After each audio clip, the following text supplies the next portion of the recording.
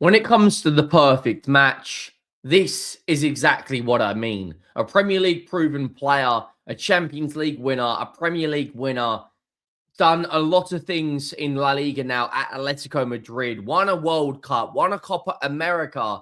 And as you can tell by the title, I am talking about Julian Alvarez or Julian Alvarez, however you prefer to pronounce it, on his way to Arsenal this summer. That for me would be the perfect signing. A guy that can play out wide, a guy that can play in the 10, a guy that can play up front, who's a set piece specialist, scored quite a few free kicks now at Atletico Madrid, and he's proven on the big stage. That is a signing that a lot of teams would fear Arsenal if he joined them. Imagine a front three with these options. Mikel Merino can play up front, Gabriel Jesus, Gyökeres, Saka, Trossard, Martinelli, Madueke, Nwaneri when he comes back from loan. Now, it's very likely that one player will leave. Now, one player that has been linked to a move away quite a few times is Martinelli and Gabriel Jesus. Now, for FFP reasons, Arsenal will have to sell someone in the summer if they go out and spend big money on Julian Alvarez or Julian Alvarez. I don't know why I keep saying Alvarez. Julian Alvarez. That, for me, is a perfect signing. That makes so much sense. So much sense. Big game player, performed on the international stage, scored 4 goals in a World Cup for Argentina, done well in Spain at Atletico Madrid. Very good record for Manchester City. And bearing in mind, he was the second choice striker because they had Erling Haaland. He can play as a second striker, as a false 9, as an out-and-out 9, out wide, as a 10. He can play everywhere. He ticks so many boxes, and he's a very, very good finisher. It has also been announced today, Nwaneri will be announced from Marseille. There's a picture of him holding the scarf. And I want to talk about Declan Rice as well. Make sure you go down and drop a like on the video if you haven't already. Make sure you get over and subscribe to the second channel. The road to 20K on there is very, very close. But the road to 100K on here is also very, very close. We're about, I want to say 13, 12,000 subscribers away, something like that. So if you haven't already and you enjoy the content, please go down and hit that subscribe button. We're just under 500 away from 88,000. Now, the news that come out about Julian Alvarez. Now, David Ornstein is as credible as they come.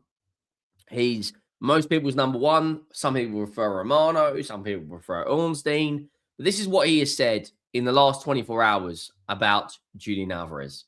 On potential future incomings, Arsenal were considering Julian Alvarez in the summer, and his name came up. You could see that a sort of player coming into Arsenal, if there's going to be an outward manoeuvring, then there's definitely scope for an arrival in attacking positions. I think right back is an interesting area for Arsenal. There has probably been a long-term agenda. It would surprise me if they're looking around there. Names, I don't know. Now, in terms of names, it wouldn't surprise me, he says. In terms of names, they have been heavily linked to Livramento. Now, I think Livramento has kind of fallen out of favour at Newcastle. They've got Miley who can play there. They've got Kieran Trippier who can play there. And Livramento is a very good player, can play at left back as well. The price tag may put a lot of Arsenal fans off. He's been quoted at 40, 50. Some people have even said 60 million. That attacker and right back and adding another central midfielder for depth. Norgard appears to have been a sensible, but you don't know how long that will continue. And that was on the Sky Sports transfer show. Now, a lot of people are now saying that could Arsenal move for Julian Alvarez in the summer? Now, let's look at his numbers, because for me, he is a very, very, very good striker. He's played 6 games in the Champions League this season and got 4 goals and 2 assists. So he's got 6 goal contributions in 6 in the Champions League, which is a very, very good return. In La Liga, he's got 20 games, 7 goals and 3 assists. In the Copa del Rey, he's only played 1 game. And in the Super Copa, he's only played 1 game as well. But when you look at stats for club, look at the trophies he's won. 2 Copa Americas, a Champions League and a World Cup. He played 122 games for River Plate and got 54 goals, 31 assists. He then moved to Manchester City and played as a second choice striker, not as many minutes as Haaland, and got over 55 goal contributions in 103. moved to Atletico Madrid, and he's got 63 goal contributions in 85 games. In the Champions League overall, he's got 26 goal contributions in 33. In the Club World Cup, he got 5 in 6. In the Premier League, he got 31 in 67. In La Liga, he's got 31 in 57. So his record is look at his record in the for River Plate. It's unbelievable, and if you can get a player like this who, look, 7 GA in 8 in the Copa del Rey. For me, if you can get a player like this potentially join Arsenal, that is a game changer, because there's a lot of different opinions on their current situation with regards to a striker. Is it good enough to go out there and keep Gyökeres? He scored recently. Kai Havertz, Jesus. What's going to happen? Now, he joined in 2024 and he signed a long-term deal until 2030.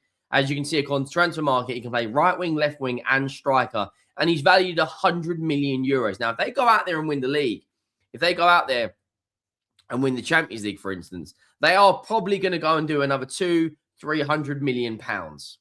And that isn't a joke by any stretch, because they'll have that amount of money. He's on 240,000 euros a week. So that's probably what, 215,000 pounds. Arsenal can improve that salary. He's got 11 goals. He's got 15 GA in 26 games this season, which is a very, very, very good return. Very good return. That's just in La Liga and the Champions League. Now, let me know your thoughts on Julian Alvarez. Or, I don't know why I keep saying Alvarez. Julian Alvarez. David Ornstein has come out and spoken about the move from Nwaneri to Marseille, and that should be confirmed today/tomorrow morning.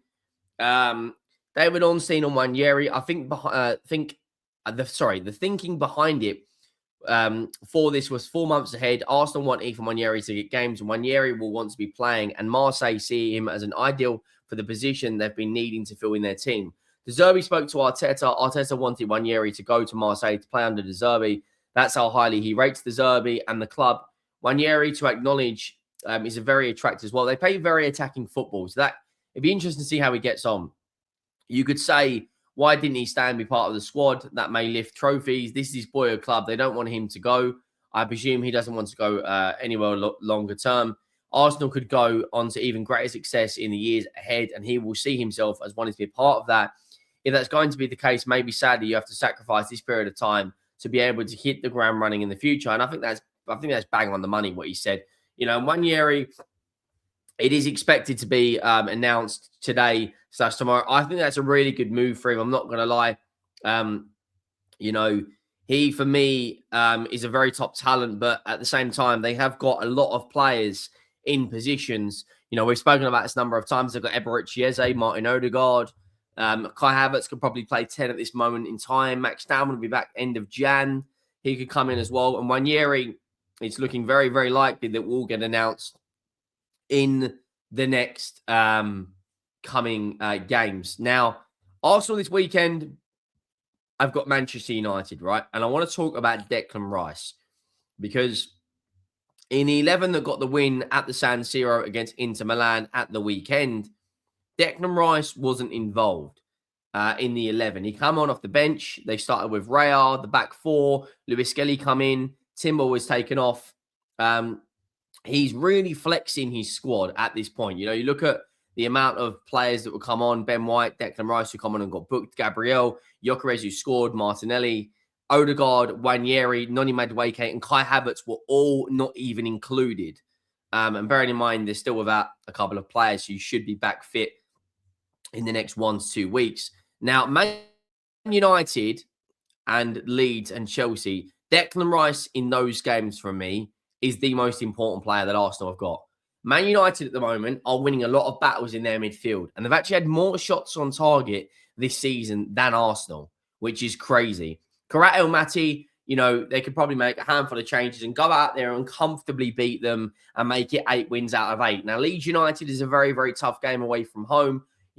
At Ellen Road, they've been very, very good this season. They've taken points off of some really big teams.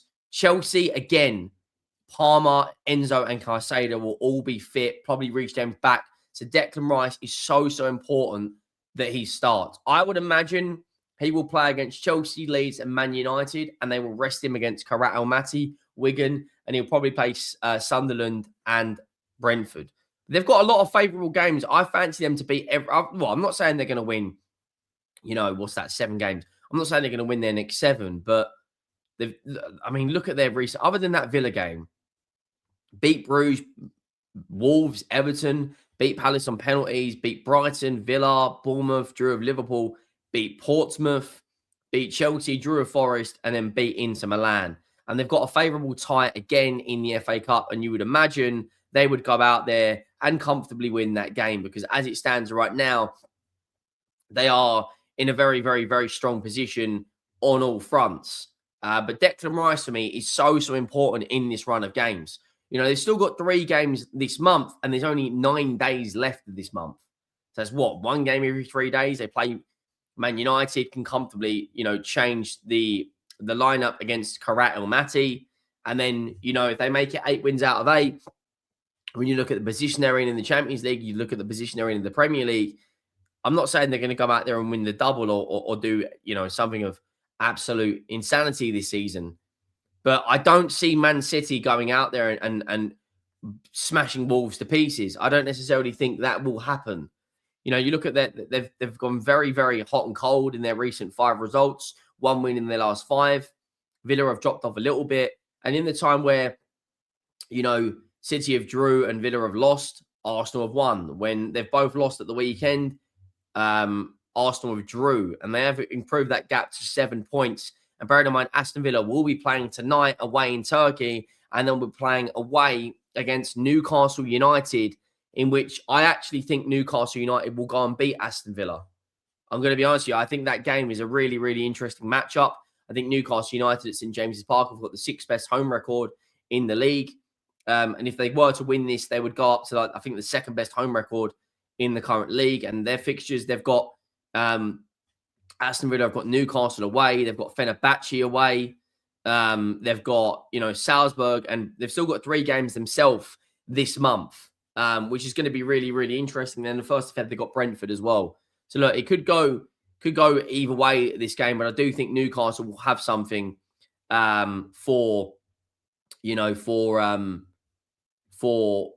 Aston Villa. But let me know your thoughts. Do you think Declan Rice will be as important as I do? Do you think Julian Alvarez will be joining Arsenal in the summer for 100 million euros? Make sure you drop a like. Make sure you hit that subscribe button. Let me know your thoughts down below, and I'll see you in the next one. Thank you for watching. I am out.